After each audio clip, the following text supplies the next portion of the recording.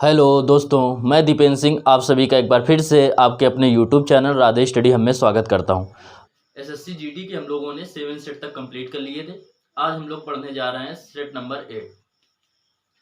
देखिए set number 8 का पहला क्वेश्चन 51 नंबर 51 क्वेश्चन कह रहा है एक भिन्न के अंश तथा हर में एक घटाने पर भिन्न 1/3 हो जाती है। यदि हम भिन्न को मान लें x/y, इसके में अगर प्रत्येक में एक घटाया जाता है तो भिन्न 1/3 हो जाती है। ये आपसे कह रहा है सवाल में। 3 का इधर गुणा करेंगे आएगा 3x - 3, इसका इसमें गुणा करेंगे आएगा y - 1। अब देखो ये 3x, y इस तरफ आएगा -y, -1 3 उस तरफ जाएगा प्लस का 3, तो 3x - y इक्वल हो जाएगा 2। इक्वेशन क्या हो जाएगी? फर्स्ट।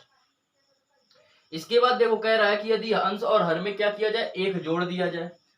अंश और हर में इस बार क्या किया जाएगा, एक जोड़ दिया जाए। तो कह रहा है जो भिन्न होती है वो 1/2 हो जाती है, तो 1/2 लिख देंगे। 2 का इधर गुणा करेंगे 2x प्लस 2 का 1 में करेंगे 2 आएगा, इसका इसमें करेंगे आएगा y + 1। अब देखिए 2x और ये y इस तरफ आएगा माइनस का y, ये 1 माइनस के 2, तो 2x - y इक्वल हो जाएगा -1, और ये इक्वेशन कौन सा हो गया? सेकंड। इक्वेशन नंबर ये आपका सेकंड हो गया। इसके बाद देखिए इक्वेशन अब आपको भिन्न बताना है, तो इनमें x और y का मान ज्ञात करना है।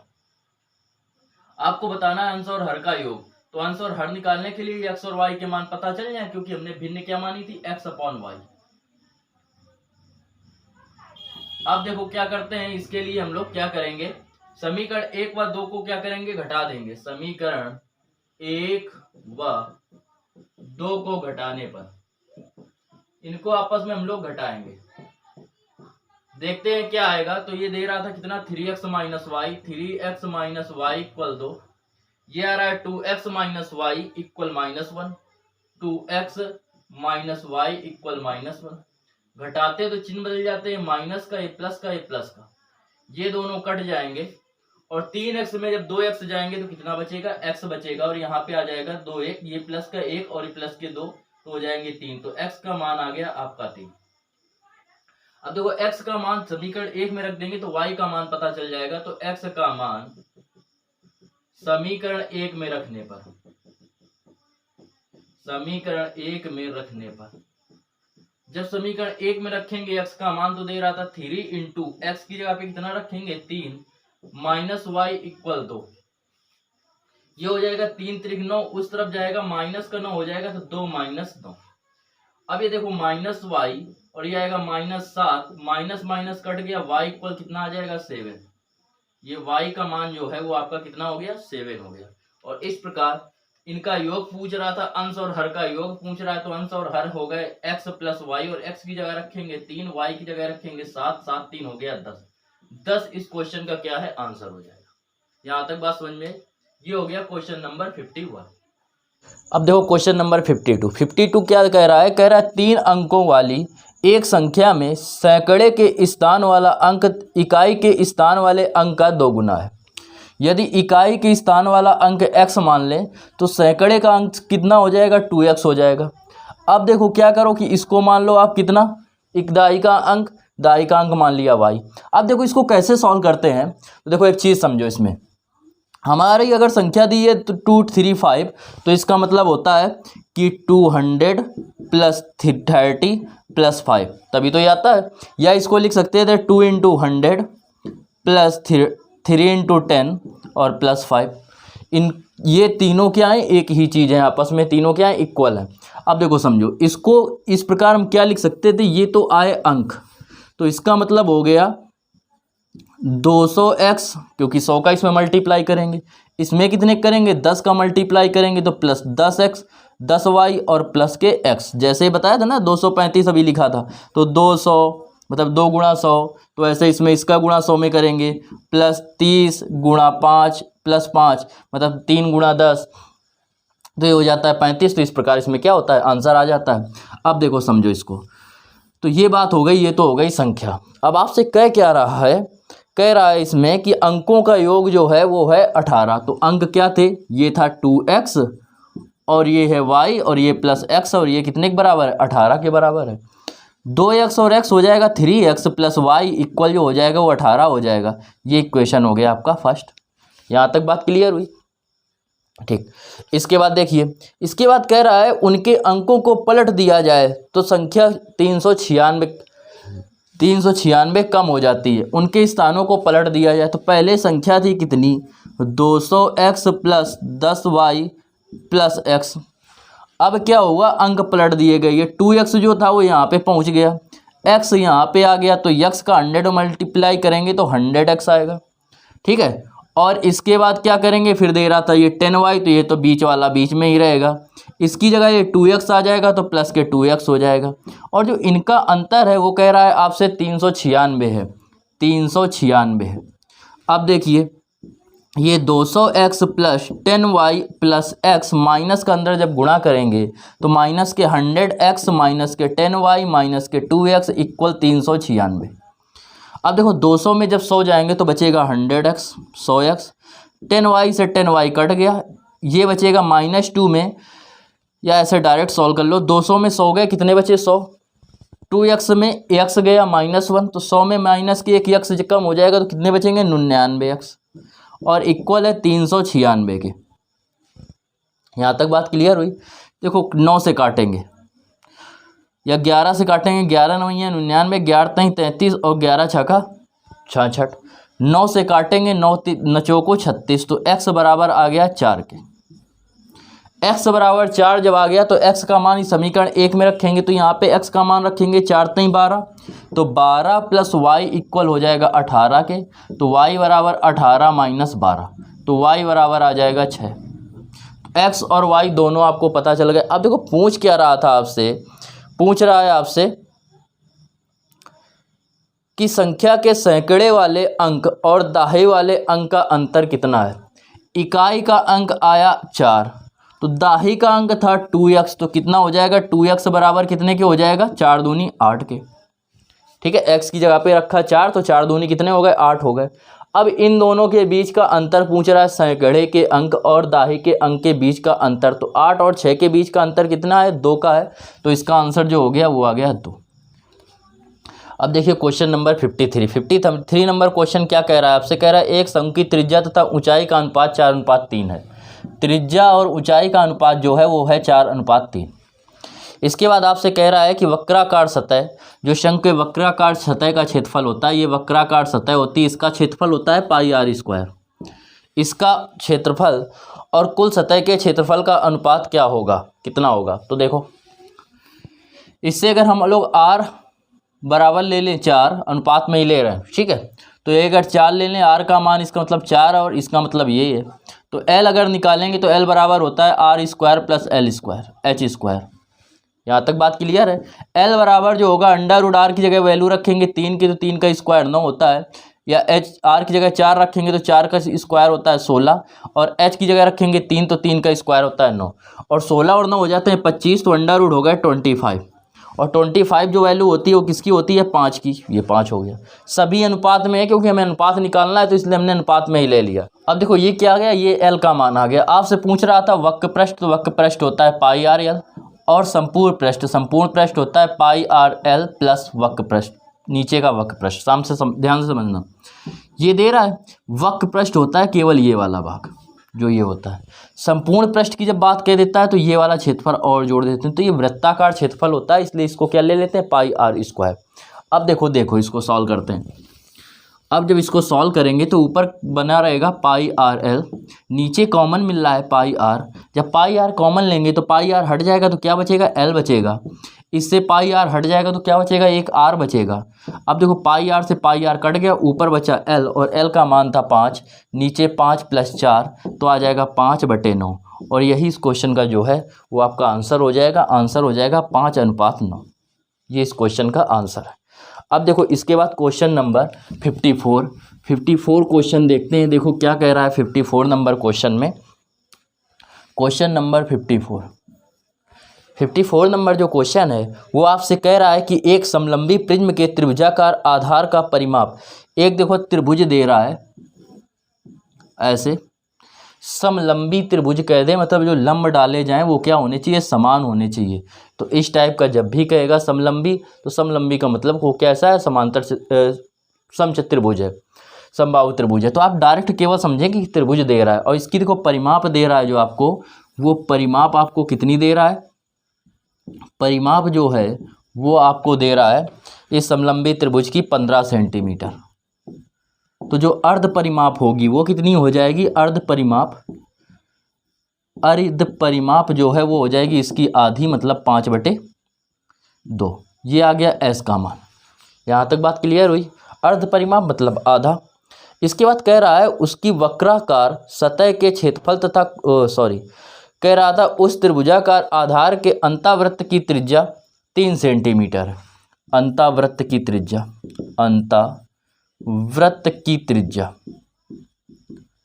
जो दे रहा है वो दे रहा है 3 सेंटीमीटर है। यहाँ तक बात क्लियर हुई। आपसे कह रहा है तदनुसार यदि उस प्रिज्म का आयतन कितना हो, 270 हो। देखो अंतावृत्त की त्रिज्या का फार्मूला होता है क्षेत्रफल बटे अर्ध परिमाप, और ये बराबर दे रहा है 3। क्षेत्रफल हमें पता नहीं है, इसकी जगह रखेंगे 15/2 बराबर 3। इसका इधर गुणा होगा तो 15 3 45/2, तो डेल्टा बराबर हो गया 45/2। मतलब क्षेत्रफल जो आया आपका, एरिया जो आया क्षेत्रफल, वो 45/2 सेंटीमीटर स्क्वायर हो गया। अब देखो आयतन जो है वो आपको दे रहा है, आयतन आपको क्या दे रहा है, आयतन दे रहा है क्वेश्चन में, कह रहा है 270 सेंटीमीटर क्यूब है, 270 है। क्या आयतन बराबर क्षेत्रफल इंटू ऊंचाई होता है, ये तो आपको पता होगा, क्षेत्रफल इंटू ऊंचाई। अब क्षेत्रफल कितना आया है, 45/2 इंटू ऊंचाई बराबर 270। 9 से काटेंगे 9 पढ़ना 45, 9 त्रिक 27। 5 से काटेंगे 5 से 6 बार जाएगा, और ये 6 दूनी 12, तो एच का जो मान आ गया वो आपका 12 सेंटीमीटर आ जाएगा। यही 12 सेंटीमीटर जो है वो इस क्वेश्चन का क्या है, आंसर है। अब क्वेश्चन नंबर देखो 55 नंबर क्वेश्चन देखते हैं। 55 नंबर क्वेश्चन क्या दे रहा है, कह रहा है दो संख्याओं का मासा जो है 96 है। मासा जो है एलसीएम वो दे रहा है 96 96। एचसीएफ जो है, मासा जो है एचसीएफ हाईएस्ट कॉमन फैक्टर, वो आपको जो दे रहा है वो दे रहा है मासा जो है वो 96 है, और लाशा जो है एलसीएम जो है वो दे रहा है 1296। पहली जो संख्या है फर्स्ट लेटर वो दे रहा है, कह रहा है 864 है। कह रहा है दूसरी संख्या ज्ञात कीजिए। तो देखो ये पता होगा आपको फार्मूला, पीछे 1-2 वीडियो में बता भी चुके हैं कि पहली संख्या गुणा दूसरी संख्या बराबर होता है एलसीएम इंटू एचसीएफ, मासा गुणा लासा। दो संख्याओं की जब बात करें तब पहली संख्या आपको दे रहा है 864, दूसरी संख्या आपको पता करनी है, और एलसीएम दे रहा है 1296 और ये दे रहा है 96। यहाँ तक बात समझ में आई। अब देखो इसको काटते हैं 4 से, 4 दूनी 8 और 4 चौको 16। 4 से इसको काटते हैं, 4 दूनी 8, 4 एकम 4, 4 छंग 24, 216। 6 से काटेंगे 6 चौको 24, 6 से काटेंगे आएगा 36। फिर 6 से काटेंगे कितने बार जाएगा, 6 बार। 6 से इसको काटेंगे 6 दूनी 12, 6 एकम 6, 6 रंग 36। 6 से काटेंगे आएगा 36। तो F2 जो आएगा वो आ गया 4 गुणा 36। 4 का गुणा करेंगे 36 में तो 4 छंग 24, 4 3 12, और 12 और 2 कितने हो जाएंगे, 14। 144 इस क्वेश्चन का आंसर आ गया। अब देखिए क्वेश्चन नंबर 58 नंबर क्वेश्चन आपसे क्या कह रहा है, 56 नंबर क्वेश्चन। 56 नंबर क्वेश्चन देखते हैं आपसे क्या कह रहा है। कह रहा है एक समांतर चतुर्भुज है ABCD,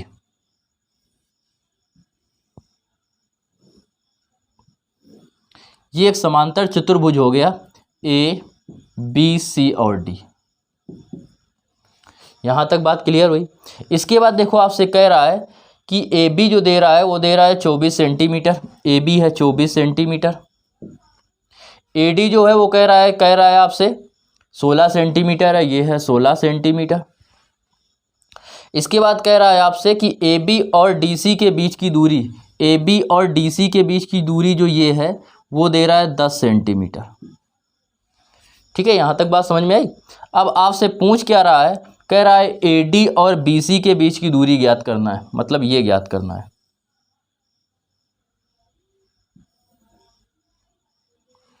तो देखो समलंब चतुर्भुज का क्षेत्रफल जो होता है वो समांतर चतुर्भुज, समांतर चतुर्भुज का क्षेत्रफल। समांतर चतुर्भुज का जो क्षेत्रफल होता है, आपको ये सब नहीं लिखने हैं, जल्दी जल्दी केवल सॉल्व करने हैं। तो समांतर चतुर्भुज का क्षेत्रफल होता है, वो होता है आधार इंटू दूरी, आधार इंटू दूरी। तो देखो अगर हम ये वाला लें, ऐसे लें, तो इसको आधार लें तो दूरी ये वाली हो जाएगी, इसको कुछ नाम दे दो, F दे दो या E दे दो, तो हो जाएगा आधार कितना है, ये 16, और दूरी तब कितनी थी, आधार ये 16 है, दूरी थी BE जो हमें ज्ञात करनी है।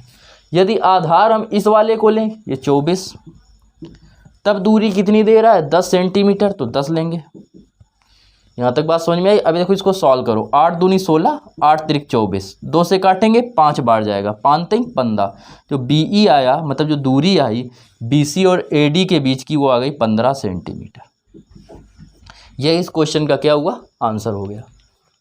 देखिए क्वेश्चन नंबर 57 नंबर क्वेश्चन में कह रहा है कि एक आदमी मैन और एक स्त्री एक वोमैन मिलके किसी काम को 18 दिन में करते हैं।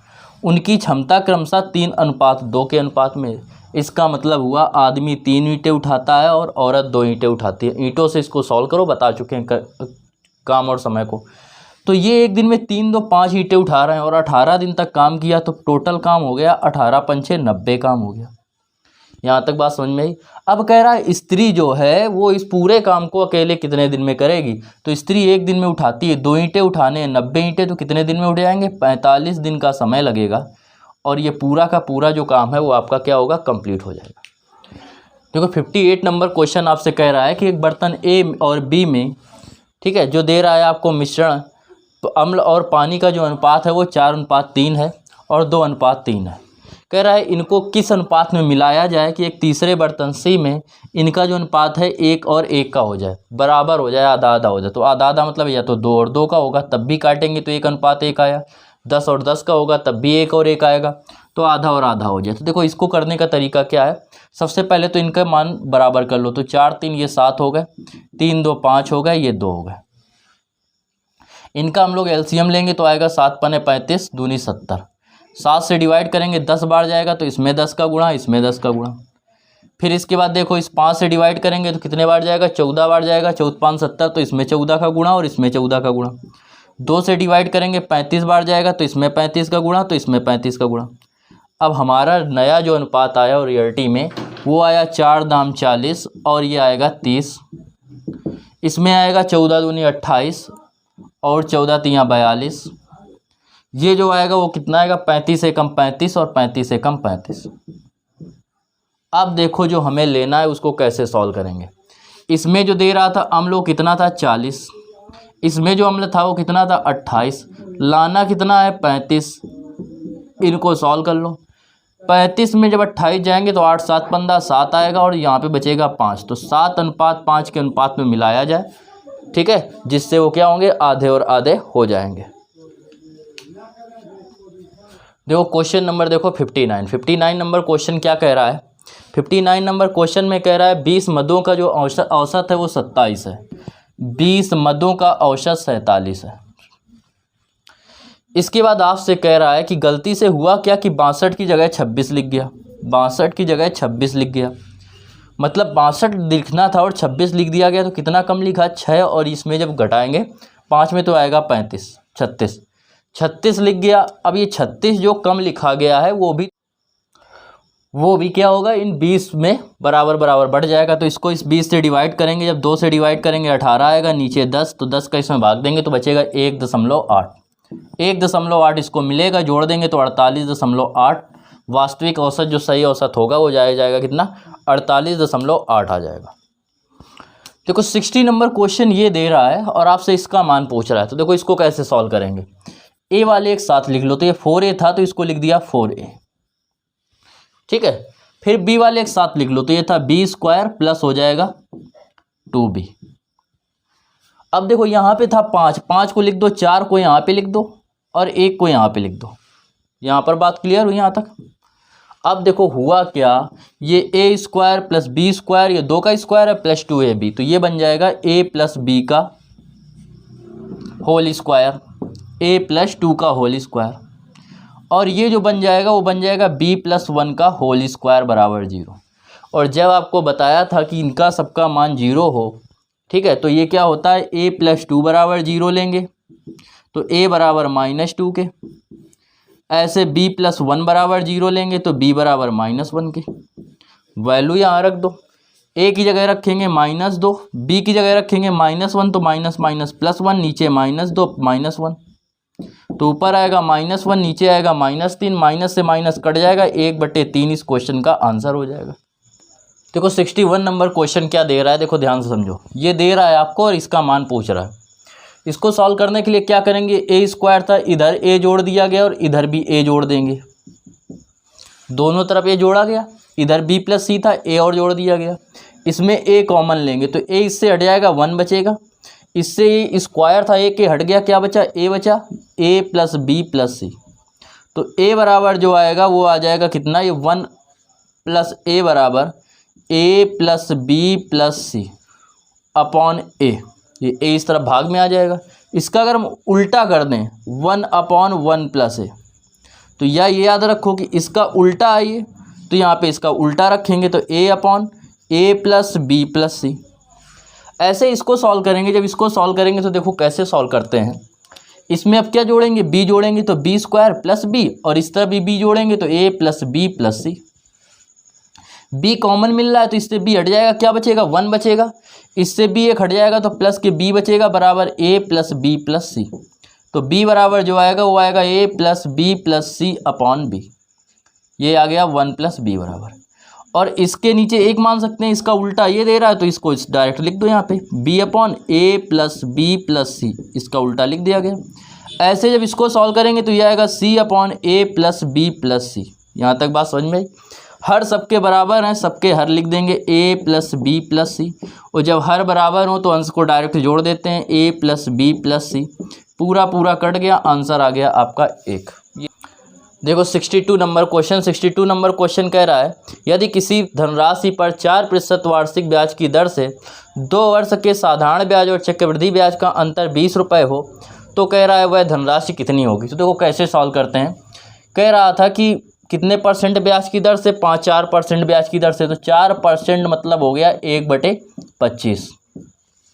ठीक है, देखो यदि हम धनराशि कितनी मान लें, 100 रुपये मान लें। देखो इसको 2-3 तरीके से बताते हैं। 100 रुपये मान लें तो 100 का जो 1/25 होगा वो कितना हो जाएगा, 1/25 आएगा 4, और ये भी हो जाएगा 4।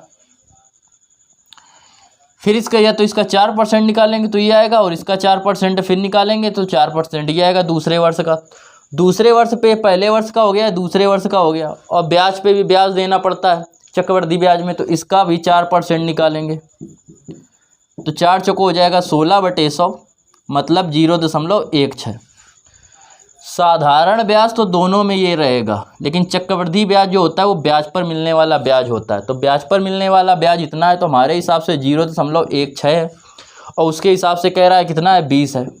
दशमलव काटेंगे 2 0 बढ़ जाएंगे, 8 से काटेंगे 8 दूनी 16, 8 से काटेंगे 8 दूनी 16, बचे कितने 4, 8 45, ये 0। हमें चाहिए पूरा मूलधन 100%, 100 के लिए यहाँ पे 50 का गुणा कर दें, इसमें भी 50 का गुणा कर दें, 25 पंचे 125, और ये 2 0 आ गए, ये आ गया आंसर। इस क्वेश्चन का ये क्या है, आंसर आ गया। इसके बाद देखो एक दूसरा तरीका, फर्स्ट तरीका हो गया इसका 12,500 आ गया आंसर। दूसरा तरीका जो होता है दशमलव वाला नहीं आएगा, इसका कैलकुलेशन क्या होता है, 4% कह रहा था बराबर हो गया 1/25 के। कितने वर्ष कह रहा था, 2 वर्ष का, 2 वर्ष का कहे तो स्क्वायर करेंगे, 3 वर्ष कहेगा तो क्यूब करेंगे, तो ये आ गया 1/625, ये आपका हो जाएगा मूलधन। ठीक है, बात समझ में आई। और 1/25 इसका आएगा ब्याज, तो 625 रुपये था। पहले वर्ष इसका 1/25 निकाला तो 25 आएगा, फिर दूसरे वर्ष 1/25 निकाला तो 25 आएगा, फिर मूलधन पे ब्याज निकालेंगे तो 25 का ब्याज निकालेंगे, 1/25 करेंगे तो कितना आएगा, 1 आएगा। ये तो दोनों वर्ष में मिश्र धन में भी रहे, मूलधन में उसमें भी रहेगा, चक्रवृद्धि ब्याज में भी और साधारण ब्याज में भी। अंतर क्या आएगा, 1। अब 1 बराबर जो आपका आ रहा है वो कितने के आ रहा है, उसमें 1 बराबर दे रहा था आपको क्वेश्चन में 20 रुपये के अंतर, हमें चाहिए मूलधन है कितना 625, तो 625 बराबर 20 गुणा 625 गुणा करेंगे 12,500। ये इस क्वेश्चन का आंसर हो गया। देखो 63 नंबर क्वेश्चन क्या कह रहा है। 63 नंबर कह रहा है यदि एक नाव 10 घंटे में 100 किलोमीटर किस में जाती है, चल धारा की दिशा में। 63 नंबर क्वेश्चन कह रहा है आपसे कि एक नाव धारा की दिशा में 10 घंटे में 100 किलोमीटर जाती है। तो धारा की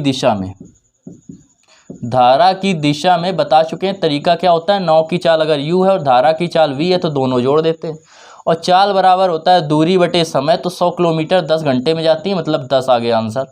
10 दोनों की चाल क्या हो गई, धारा की दिशा में हो गई चाल। धारा की विपरीत दिशा में 75 किलोमीटर 15 घंटे में जाती है, तो विपरीत दिशा में घट जाती हैं। 75 जाएगी कितने में, 15 में, तो 15 पना 75, 5 आ गया। आपसे पूछ क्या रहा है, आपसे पूछ रहा है धारा की गति कितनी है। तो जो धारा कौन सी है, ये वाली। तो बताया था जब छोटी संख्या इस तरफ की निकालनी हो तो दोनों को आपस में घटा के 2 का भाग दे देते हैं। 10 में 5 घटाएंगे 5 बचेगा, 2 का भाग देंगे आएगा 2.5, 2.5 किलोमीटर प्रति घंटा। ये जो है ये किसकी चाल है, धारा की चाल है। नाव की चाल पूछता तो दोनों को जोड़ के 2 का भाग देते, तो 10 और 5 15, 15 में 2 का भाग देते 7.5 किलोमीटर प्रति घंटा आ जाता। इस क्वेश्चन का आंसर क्या है, 2.5 किलोमीटर प्रति घंटा। देखिए 64 नंबर क्वेश्चन आपसे क्या कह रहा है। कह रहा है एक परीक्षा में जिसका पूर्णांक 500 था, 500 का पूर्णांक था। कह रहा है ए को बी की अपेक्षा 10% कम अंक मिले। ए को बी की अपेक्षा 10% कम अंक मिले। इसको अगर 100 मिले तो इसको कितने मिले, 90 मिले। 0 से 0 कट गया, इनका रेशियो आ गया 9:10 का। इसके बाद आपसे कह रहा है कि उसी में बी को सी की अपेक्षा 25% अधिक मिले। उसी में बी को सी की अपेक्षा 25% अधिक मिले। अगर सी को 100 मिले तो इसको 25 अधिक मिले। 25 पंचे 125, 25 चौको 100। अब यहाँ बी को मिलना है 5, यहाँ मिलना है 10, तो बी को बराबर कर लो, इसमें भी 2 का गुणा कर दो। तो ये आ गया 9:10। ये तो बनाया रहेगा, ये आ जाएगा 10:4 दूनी 8। बी बराबर है, अनुपात निकालने में सुविधा रहेगी। इसके बाद देखो कह रहा है क्या कि सी को डी की अपेक्षा 20% कम अंक मिले। सी को डी की अपेक्षा 20% कम मिले, तो इसको 100 मिले तो इसको 80 मिले। काटेंगे तो 20 चौको 80, और यहाँ पे करेंगे तो कितने बार जाएगा, यह एक 0 0 काट दो, 0 से 0 काटेंगे 8:10, क्योंकि यहाँ पे सी 8 था, यहाँ पे सी 8 आ गया। तो ये अनुपात आ गया ए अनुपात बी अनुपात सी अनुपात डी। ये ए 9, बी दोनों जगह समान है, बराबर करने की जरूरत नहीं है। सी दोनों जगह समान है, बराबर करने की जरूरत नहीं है। तो ये अनुपात आ गया हमारा। इसके बाद आपसे कह रहा है कि यदि ए को 360 रुपये मिले हों, तो ए था 9, 9 बराबर था 360 के कितने गुणा हुआ, 40 का। तभी तो 9 चौको 36 होगा 360। अब कह रहा है डी को फिर कितना मिला, तो 40 का इसमें गुणा हुआ है, तो 40 का इसमें भी गुणा करेंगे, कितना आ जाएगा 400। तो डी को कितने मिले, 400 अंक मिले। पूछ रहा था कुल पूर्णांक कितने प्रतिशत मिला, तो 400 अंक मिले। पूर्णांक था 500 का, गुणा 100, 2 0 से 2 0, 5 8 40, 80% कुल पूर्णांक का मिला। देखो 65 नंबर क्वेश्चन जो है वो आपसे कह रहा है 20 संतरों का लागत मूल्य 16 संतरों के विक्रय मूल्य के बराबर है। 20 संतरों का लागत मूल्य का मतलब होता है क्रय मूल्य CP, और कितने के बराबर है, कह रहा है 16 संतरों के विक्रय मूल्य के बराबर है। तो 16 संतरों के सेलिंग प्राइस के बराबर है। इसका मतलब जो सेलिंग प्राइस हो गया वो 16 रुपये हो गया, 20 रुपये तो हो गया, 20 था यहाँ, और जो कॉस्ट प्राइस हो गया वो 16 रुपये हो गया। 16 खरीदे, 20 के बेचे, कितने का लाभ किया, 4 का। नीचे रखते हैं कॉस्ट प्राइस, तो 16 × 100, 4 चौको 16, 4 से डिवाइड करेंगे कितने बार जाएगा, 25 बार। तो 25% इस क्वेश्चन का क्या हो जाएगा, आंसर हो जाएगा।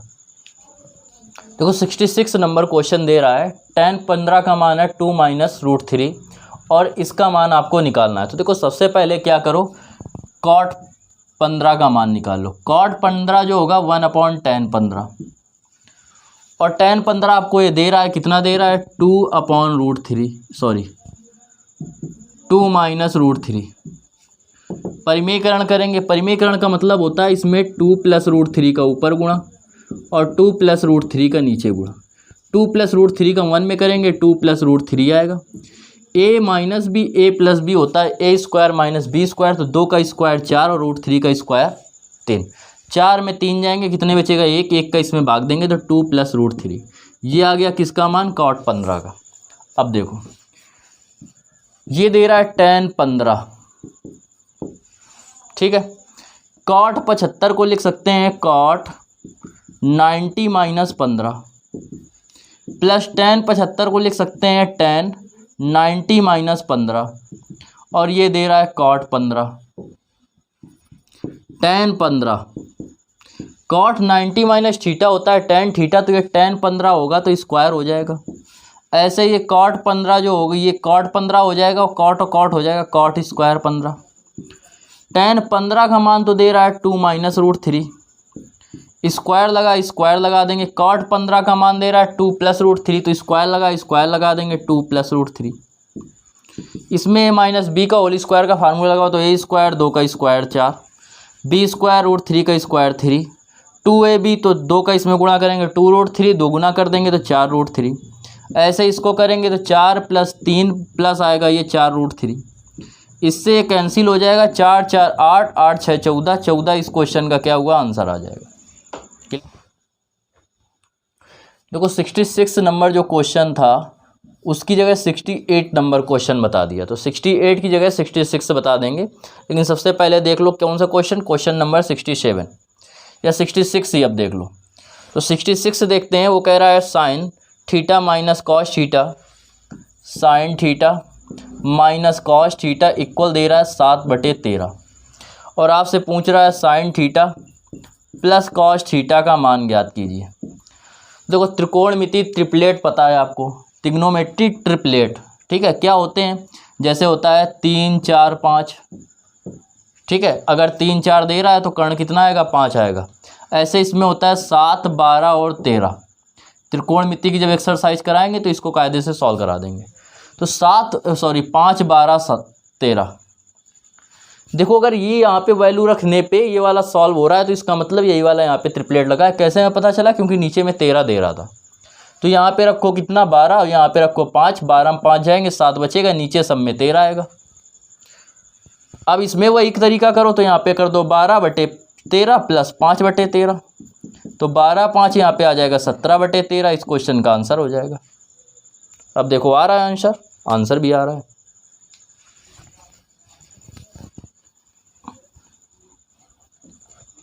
क्वेश्चन नंबर देख लो 67 जो क्वेश्चन है वो कह रहा है tan theta plus cot theta बराबर दे रहा है 2। आपसे पूछ रहा है tan की पावर 10 थीटा प्लस कॉट की power cot square theta, cot की पावर 10 थीटा बराबर पूछ रहा है कितना आएगा। ये पूछ रहा है कितना आएगा। तो देखो ये तभी संभव है दो, जब इसका भी मान 1 हो इसका भी मान 1 हो। और ये कब है, जब यहाँ पे 45 45 हो। तो बस सेम तरीका कर दो। तो इसका भी मान tan थीटा का मान 1 की पावर 10 करेंगे और यहाँ 1 की पावर 10 करेंगे। तो 1 का मान 1, इसका मान 1, कितना आ जाएगा 2, 2 इसका भी आ जाएगा। बात समझ में आई। तो क्वेश्चन नंबर आपका ये 67 हो गया और 68 पहले ही बता चुके थे 66 की जगह। क्वेश्चन नंबर बढ़ते हैं 69 की ओर। देखो 69 क्या कह रहा है। 69 नंबर जो क्वेश्चन है वो आपसे कह रहा है दो वृत्तों के केंद्रों पर दो बराबर लंबाई के चाप की लंबाई बराबर है। तो चाप कुछ भी मान लो, P मान लो, P1 बराबर P2 बराबर P के, ये चाप दे रहा है। कोण जो आपको दे रहा है θ1 दे रहा है आपको 60 डिग्री और θ2 जो दे रहा है वो दे रहा है 75 डिग्री। आपसे कह रहा है त्रिज्याओं में अनुपात ज्ञात कीजिए। तो देखो कोण बराबर क्या होता है, अगर कोण का हम ऐसे अनुपात निकाल लें तो कोण बराबर होता है चाप अपॉन त्रिज्या। तो चाप हो गई P और त्रिज्या हो गई R1। चाप हो गई P क्योंकि दोनों की समान है, त्रिज्या हो गई R2। और इसको काटेंगे तो कितने बार जाएगा, 15 से 15 चौको 60, 15 पना 75। ये P से P कैंसिल हो गया, ये ऊपर जाएगा। R2 अपॉन R1 बराबर 4/5। हमें चाहिए R1 अनुपात R2, तो इसका उल्टा हो जाएगा 5:4। इस क्वेश्चन का क्या है आंसर हो जाएगा। इसके बाद देखो 69 के बाद 70 नंबर क्वेश्चन। Question number 70। देखो 70 नंबर क्वेश्चन क्या कह रहा है कह रहा है यदि एक समबाहु त्रिभुज की परित्रिज्या 10 सेंटीमीटर हो, समबाहु त्रिभुज, ध्यान से समझना, सिंपल क्वेश्चन है। समबाहु त्रिभुज की देखो परित्रिज्या, अगर इसको हम लोग ऐसे मिलाएं, इनको ऐसे, सॉरी,